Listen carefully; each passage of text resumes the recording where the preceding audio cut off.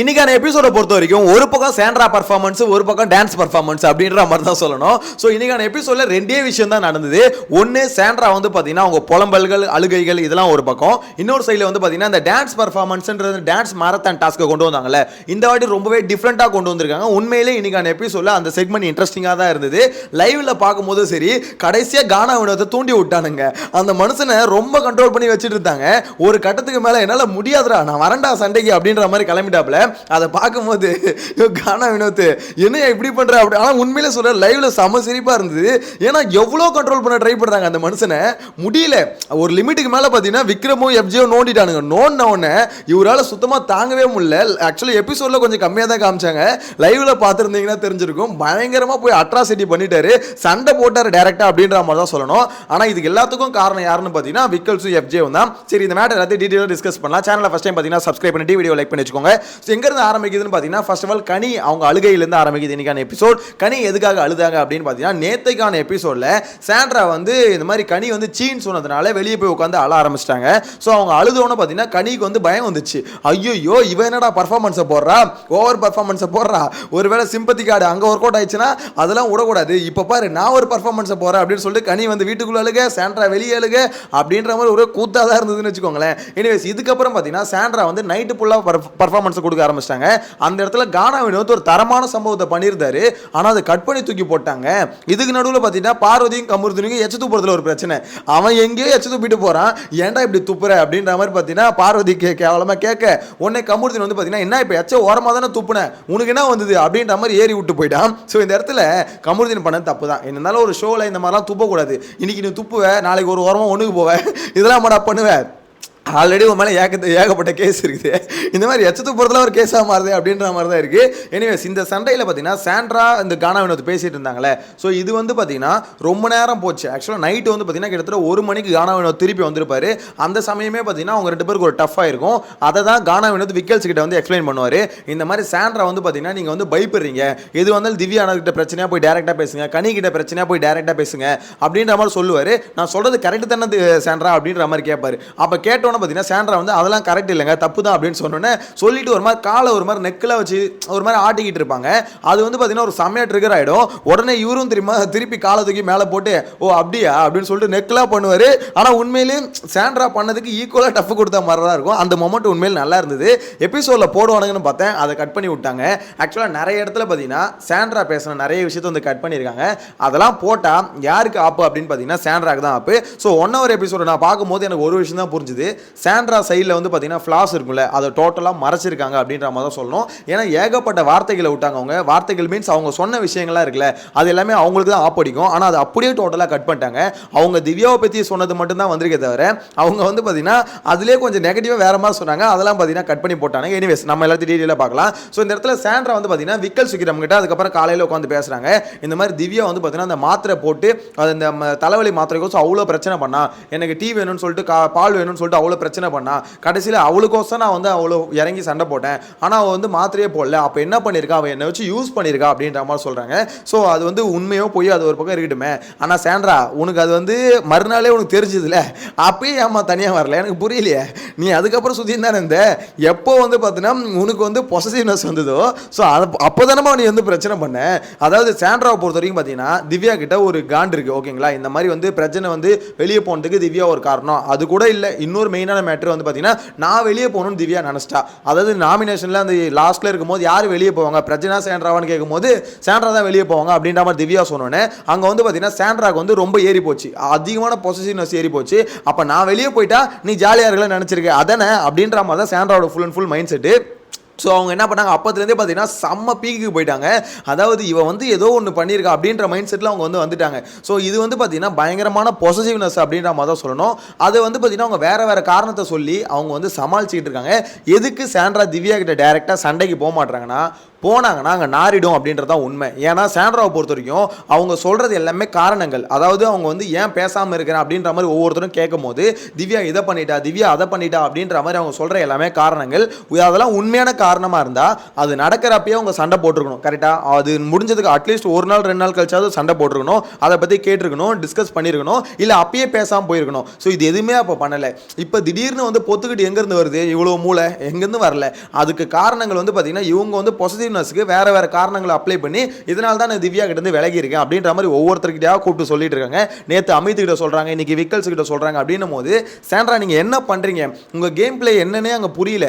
ஆக்சுவலா ஒரு மாதிரி சிம்பத்தி கார்டு எடுக்க ட்ரை பண்றாங்க அப்படின்றது அப்பட்டமா புரியுது. தயவு செஞ்சு அதெல்லாம் தூக்கி போட்டு ஒழுங்கா டாஸ்க் ஆட முடிஞ்சா ஆடுங்க, இல்லை எழுந்திரிச்சு வெளியே ஓடுங்க. ஆனால் உங்களை வெளியே அனுப்ப மாட்டாங்க அப்படின்றதுல நான் ஷுவராக இருக்கேன். ஏன் தெரியுமா? ஏன்னா சாண்ட்ரா வச்சு இந்த ஃபேமிலி டாஸ்கில் பயங்கரமான ஒரு இதுக்கு வந்து பிளான் பண்ணியிருக்காங்க. ஃபேமிலி ரவுண்டில் வந்து பார்த்தீங்கன்னா பிரஜன் அவங்க குழந்தைங்க இதெல்லாம் வரும்போது பயங்கரமான ஒரு எப்படி சொல்கிறது மெகா சீரியலே மிஞ்சுற அளவுக்கு ஒரு ட்ராமா வந்து வீட்டுக்குள்ள நடக்க போகுது. ஸோ அதனால் பார்க்க தானே போகிறீங்க. சரியான ஒரு பர்ஃபார்மன்ஸ் இருக்குங்க. வெளியே வேறு அவங்க புருஷன் சாண்ட்ராவோட புருஷன் பிரஜன் இருக்கார்ல, அவர் வர பார்த்தீங்கன்னா திவ்யா மேலே சம கோவத்தில் இருக்கேன் நான் அப்படின்ற மாதிரி சொல்கிறாங்க. திவ்யாவோட பிஆர் டீம் வந்து அட்டாக் பண்ணுறாங்க சாண்ட்ராவை அப்படின்ற மாதிரி சொல்கிறாரு. எப்பா எப்பா என்னப்பா ஒன்றுமே புரியலையப்பா, உன் பொண்டாட்டி பண்ணுறதுக்கு ஊரே தான்ப்பா அட்டாக் பண்ணுது. ஆக்சுவலாக நீ வந்து பார்த்தீங்கன்னா அங்கே இங்கே குறை சொல்கிறதுக்கு பதிலாக உங்கள் ஒய்ஃப் ஒரு தடவை குறை சொல்லி பாருங்களேன். தயவு செஞ்சு அதை பண்ணி பாருங்க. பப்ளிக்கே உங்களை சப்போர்ட் பண்ணுவாங்க. ஆமாம் சாண்ட்ரா பண்ணுற தப்பு தான், சாண்ட்ரா ஒன்று தப்பாக புரிஞ்சுக்கிட்டு ஒரு மாதிரி ஒன்று நடந்துகிட்டு இருக்காங்க வீட்டுக்குள்ளே, ஒரு மாதிரி சிம்பத்தி கார்டு எடுக்க ட்ரை பண்ணுறாங்க. அப்படி இல்லைனா அவங்க வந்து பார்த்தீங்கன்னா இந்த மாதிரி சோகமாக இருக்கிறதுனால ஒரு மாதிரி கேம் ஆடுறாங்க, அது நல்லா இல்லை அப்படின்னாவும் சொல்லி பாருங்களேன். ஜஸ்ட் எப்படி பட்டும் படாமல் பேசுவாங்களே அந்த மாதிரியாவது பேசி பழகுங்க. அதை விட்டுட்டு இப்பயும் உங்கள் ஒய்ஃபுக்கு சப்போர்ட் பண்ணுறேன்னு சொல்லிட்டு பிரஜன் வெளியே வந்ததுக்கு அப்புறமும் அசிங்கப்பட்டு இருக்காரு. வெளியே வரும்போது கூட கொஞ்சம் நல்ல பேர் இருந்தது. இப்போ சோஷியல் மீடியா ஃபுல்லாக கழுவி ஊற்றுறாங்க. ஐயா உங்களுக்கு மனசாட்சி இருக்கையா, உங்கள் பொண்டாட்டி பண்ணுறதுலாம் கரெக்டுன்னு சொல்லிட்டு இப்படி சப்போர்ட் பண்ணுறீங்களா அப்படின்ற மாதிரி தான் திட்டிகிட்டு இருக்காங்க. எனிவேஸ் இதெல்லாம் ஒரு பக்கம் போயிட்டு இருக்குன்னு வச்சுக்கோங்களேன். ஸோ இதுக்கப்புறம் பார்த்தீங்கன்னா அந்த டாஸ்க்குன்னு ஒன்று ஆரம்பிக்கணும். ஸோ அந்த டாஸ்க் ஆரம்பிக்கிறதுக்கு முன்னாடி பார்த்தீங்கன்னா அந்த விக்கல் சீக்கிரம் வந்து இதை படிக்கிறாரு. அது ஒரு பவுலில் போட்டு பார்த்தீங்கன்னா ஒரு சீட் எடுக்க சொல்கிறாரு. அதை வச்சு பார்த்தீங்கன்னா பிக் பாஸ் வந்து டீமை பிரிக்கிறாரு. ஆனால் தரமான சம்பவங்க.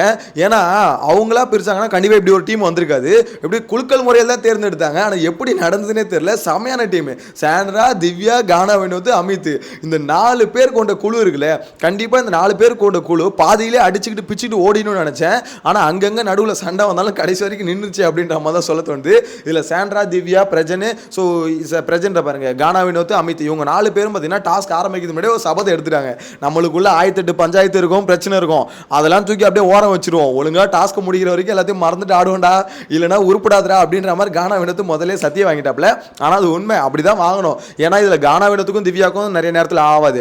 அதே மாதிரி சாண்ட்ராவுக்கும் திவ்யாவுக்கும் சுத்தமாக இப்போ ஆகிறது இல்லை. அதே மாதிரி சாண்ட்ராவுக்கும் கானா வினோத்துக்கும் நேற்று நைட்டு தான் சண்டை நடந்தது. ஸோ எல்லாருக்குள்ளேயும் ஒரு டஃப் வந்து போயிட்டு இருக்கு. அப்படி இருக்கும்போது இந்த டீம் ஒன்று சேர்ந்தது தான் எல்லாருக்கும் ஆச்சரியமா இருந்தது. நெக்ஸ்ட் பார்த்தீங்கன்னா இது விஜய் பார்வதி கமருதீன் ஒரே டீமில் போனாங்களே, அது இன்னும் ஆச்சரியமா இருந்தது. ஏன்னா உனக்கு வாட்டமாக போச்சுலடா அப்படின்ற மாதிரி தான் இருந்தது. கடைசியில் கமருதீன் விஜய் பார்வதி அப்படியே தலையில தூக்கி வச்சுன்னு ஒரு டான்ஸ் ஆனார்ல இன்னைக்கு அந்த எபிசோட பார்த்தீங்களா? ஏமா பார்வதி உனக்கு மனசாச்சே இல்லைல்ல, அவன் தலையில ஏறி உட்காந்து நிற்கிறிய. எனக்கு கமுதனை பார்க்கும்போது பாவமாக இருந்ததுங்க. டே எவ்வளோ வெயிட்ரா, அவன் தூக்கி வச்சுன்னு வேறு வழி இல்லாமல் ஆடணும். ஏன்னா ஒரு பக்கம் அமித் வந்து அரோராவை தூக்கிட்டாரு, இன்னொரு சைடில் வந்து சபரி வந்து பார்த்தீங்கன்னா வேற யாரோ ஒரு எஃப்ஜேவை தூக்கிட்டாருன்னு நினைக்கிறேன். ஆமாம், சபரி வந்து எஃப்ஜேவை தூக்கிட்டாருனாப்புல. ஸோ இந்த இடத்துல பார்த்தீங்கன்னா பார்வதி கமருதீன் என்ன தூக்கு, என்ன தூக்குன்னு சொன்னோன்னே அவர் பாட்டு தூக்கிட்டாப்புல. தூக்கிட்டாங்க. ஆடும்போது எனக்கு கமருதீனை பார்த்து சிரிக்கிறதா என்ன பரிதாபப்படுறதானே தெரியல, அந்த மாதிரி தான் ஆடிட்டு இருந்தார். ஆனால் இன்றைக்கி இந்த பர்ஃபார்மன்ஸ்லாம் பார்க்கும்போது ஒரு பாட்டு போட்டு அந்த பாட்டுக்கு ஆடுங்க அப்படின்ற மாதிரி சொல்லுவாங்க. ஆனால் இன்றைக்கான பர்ஃபார்மன்ஸ் எல்லாத்தையும் பார்க்கும்போது ஒரு பாட்டு போட்டுட்டு அவனுங்க பாட்டுக்கு ஆடுறானுன்னு சொல்லுவாங்களே, அந்த மாதிரி தான் ஆடிட்டு இருக்காங்க.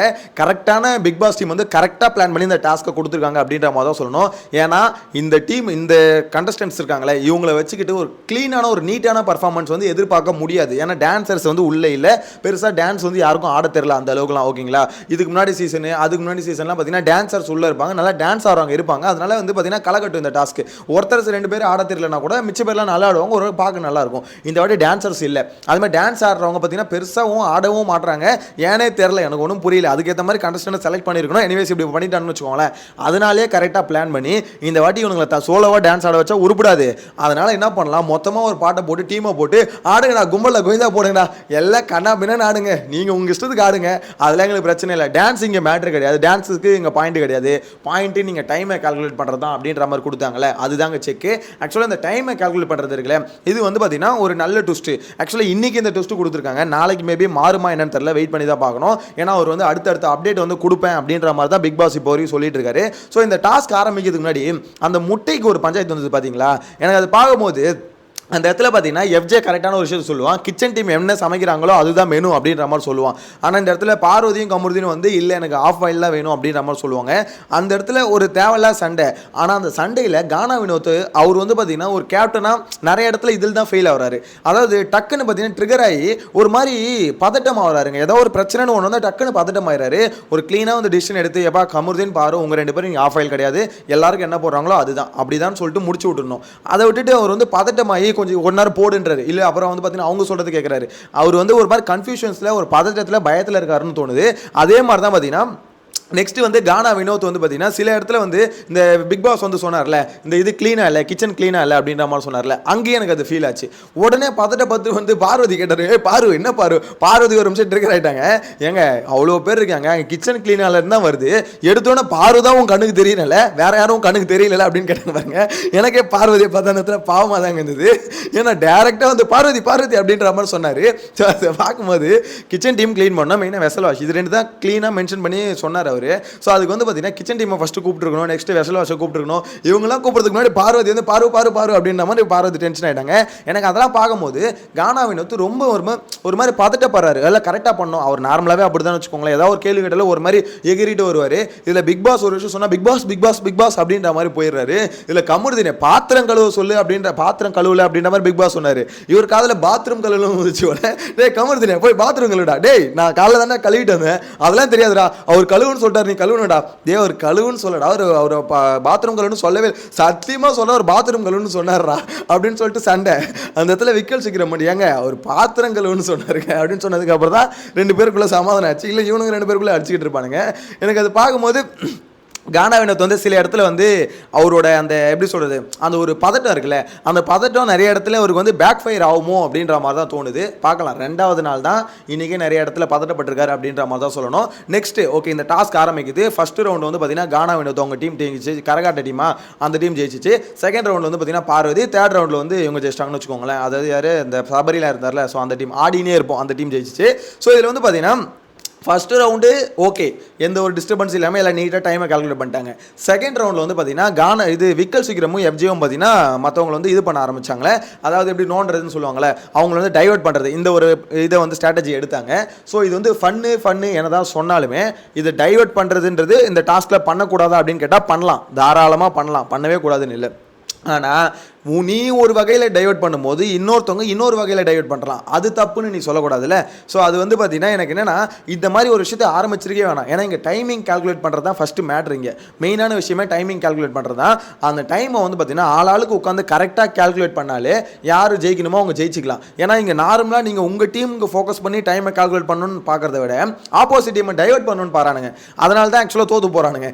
அதை விட்டுட்டு நம்ம டீமுக்கு வந்து எப்படி வந்து ஃபோக்கஸ் பண்ணணும், எப்படி வந்து டைமை கால்குலேட் பண்ணணும் அப்படின்ற மாதிரி பண்ணியிருக்கணும். அதை கொஞ்சம் மிஸ் பண்ணிட்டாங்களோ அப்படின்ற மாதிரி தோணுது. அதுவும் கடைசி ரவுண்டு இருக்குல்ல, அந்த கரகாட்ட டீமுக்கும் இவங்களுக்கும் பார்த்தீங்கன்னா எவ்வளோ ஒரு 50 செகண்ட்ஸோ என்னமோ 50 மில்லி செகண்ட்ஸ் தான் பார்த்தீங்கன்னா ரொம்ப ஒரு டைம் டியூரேஷன் வந்து ரொம்ப ஷார்ட்டு. அது ஆக்சுவலாக 1 நிமிஷத்துக்கு நடுவில் தான் 2 பேருக்குள்ள ஒரு டிஃப்ரென்ஸே இருந்தது. அதை பார்க்கும்போது ஜஸ்ட் மிஸ் ஆயிடுச்சு அப்படின்ற மாதிரி தான் சொல்லணும். இல்லைனா இன்னும் ஆடினே இருப்போம் டீம் வந்து பார்த்தீங்கன்னா கடைசியில் 0ல் தான் இருந்திருப்பாங்க. ஆனால் கரெக்டாக ஒரு டே எண்டில் பார்த்தீங்கன்னா 3 பேருக்கு 2 பாயிண்ட் அப்படின்ற மாதிரி சூப்பராக முடிஞ்சிருச்சு அப்படின்ற மாதிரி தான் சொல்லணும். ஏன்னா ஒருத்தவங்க ஹை ஒருத்தவங்க லோவில் இருந்தால் மறுநாள் வந்து ஒரு இன்டென்ஷன் இருக்காதுல்ல. ஸோ இப்போ வந்து பாருங்கன்னா எல்லாருக்கும் ஈவனாக இருக்குது, நாளைக்கு வந்து ஒரு ஃப்ரெஷ் ஸ்டார்ட்டாக தான் இருக்கும் அப்படின்ற மாதிரி எனக்கு என்னமோ தோணுது. ஆனால் இந்த இடத்துல கானா வினோத்தை பயங்கரமாக பார்த்தீங்கன்னா தேர்ட் ரவுண்டில் வந்து ட்ரிகர் பண்ணிட்டானுங்க. அதுலேயும் அரோரா கேடி எவ்வளோ வேலை பண்ணிச்சு பார்த்தீங்களா, வந்து இது ஐலைனர் எடுத்துன்னு வந்து ஜஸ்ட் பார்த்தீங்கன்னா எழுதிட்டு இருக்காங்க பேப்பரை வச்சு. ஸோ அந்த இடத்துல கானா வினோத் போய் முன்னாடியே கேட்பாரு, ஏமா இந்த மாதிரி எழுதக்கூடாதுமா அப்படின்னு. உடனே விக்கல் சீக்கிரமும் எஃப்ஜியும் பார்த்தீங்கன்னா அது எப்படி தொடுவீங்க அப்படின்னு சொல்லிட்டு பார்த்தீங்கன்னா அப்படியே டைவர்ட் பண்ணி சண்டைக்கு வந்துட்டானுங்க அவர் கூட. எனக்கு தெரிஞ்சு கானா வினோத் அங்கே கத்தந்து தப்பே கிடையாது. அது எப்படி நீ எழுதுவே 2 பேரும் பார்த்தீங்கன்னா ஓவராக கத்த ஆரம்பிச்சுன்னா அதுக்கப்புறம் பிக் பாஸே வந்து சொல்கிறாரு இந்த மாதிரி அதை வச்சு பண்ணக்கூடாது, அது ரூல் பிரேக் அப்படின்ற மாதிரி சொன்னதுக்கப்புறம் தூக்கி போடுறாங்க. எனக்கு அது புரியவே இல்லை. ஆக்சுவலாக ரூல் பிரேக் ஒருத்தவங்க பண்ணியிருக்காங்க, டக்குன்னு அந்த டீமை டிஸ்குவாலிஃபை தானே பண்ணணும். என்ன பிக் பாஸ் நீங்கள் ஏதாவது நலுக்குன்னு கொடுத்து விடுங்க. அதை விட்டுட்டு நீங்கள் நோட் கிட்டத்தட்ட பார்த்தீங்கன்னா பாதிக்கு மேலே நோட் பண்ணியிருந்தாங்க. அந்த பேப்பர்லேயே பார்த்தீங்கன்னா தெரியும் அவ்வளோ நேரம் பார்த்தீங்கன்னா நோட் பண்ணியிருக்காங்க. ஸோ அதுவும் பார்த்தீங்கன்னா எனக்கு கொஞ்சம் அந்த இடத்துல கொஞ்சம் அன்ஃபேராக இருந்ததோ அப்படின்ற மாதிரி தோணுது. ஆனால் அதுக்கப்புறம் பார்த்தீங்கன்னா விக்கல்ஸும் எஃப்ஜேவும் சேர்ந்து பேச கானா வினோத் இந்த பக்கம் பார்த்தீங்கன்னா உட்காரவே முடியல விளையாட. ஐயோ திவ்யாவும் சொல்கிறாங்க உட்காருங்க கானா வினோத் உட்காருங்கண்ணா என்னால் முடியாதுமா எனக்கு அவனுங்களாம் ஒரு ஆளு கலாய்க்கிறது நான் கலாய்க்க ஆரம்பித்தா தாங்கவே மாட்டானுங்க இதில் ஏன்னா வந்து கலாய்க்கிறானுங்களா அப்படின்னு சொல்லி டேரெக்டாக போயிட்டாரு. லைவில் பார்த்தவங்களும் தெரிஞ்சிருக்கும் சரியான ஃபன்னாக இருந்ததுங்க. போயிட்டு சபரி முன்னாடி நின்று கத்துறது சுபிக்ஷா முன்னாடி நின்று பாட்டு பாடுறது ஒரு மாதிரி அட்டாசிட்டி பண்ணிட்டாரு அப்படின்ற மாதிரி தான் சொல்லணும். ஆனால் அந்த மனுஷனுக்கு வந்து என்னன்னா அவரால் கலாய்க்க முடியும். இவ்வளோ நேரம் பார்த்தீங்கன்னா திவ்யா இவங்களாம் கண்ட்ரோல் பண்ணி வச்சுட்டு இருந்தாங்க. ஒரு லிமிட்டுக்கு மேலே அவரால் கண்ட்ரோல் பண்ண முடியல. அதாவது அவனுக்கு இந்த அளவுக்கு இறங்கிட்டானுங்களே நான் இறங்கி செஞ்சிடறேன் அப்படின்ற மாதிரி கடைசி ரவுண்டு ஒரு கலவரமாக போய் முடிஞ்சிருச்சு அப்படின்ற மாதிரி தான் சொல்லணும். எனவே சினிக்கான எபிசோட பொறுத்த வரைக்கும் ஓரளவுக்கு எங்கேஜிங்காக இருந்தது. ஒரு பக்கம் சாண்ட்ராவோட ட்ராமா, இன்னொரு பக்கம் வந்து பார்த்தீங்கன்னா டான்ஸ் மாரத்தான் ஏதோ ஒன்று பண்ணி டான்ஸ் ஆடினானுங்க. ஸோ இதெல்லாம் பார்த்தீங்கன்னா ஓரளவுக்கு எங்கேஜிங்காக இருந்து சொல்லணும். உங்களோட கருத்தை மறக்காம கமெண்ட்டில் மென்ஷன் பண்ணுங்கள். நெக்ஸ்ட் வீடியோவில் மீட் பண்ணலாம். Bye by.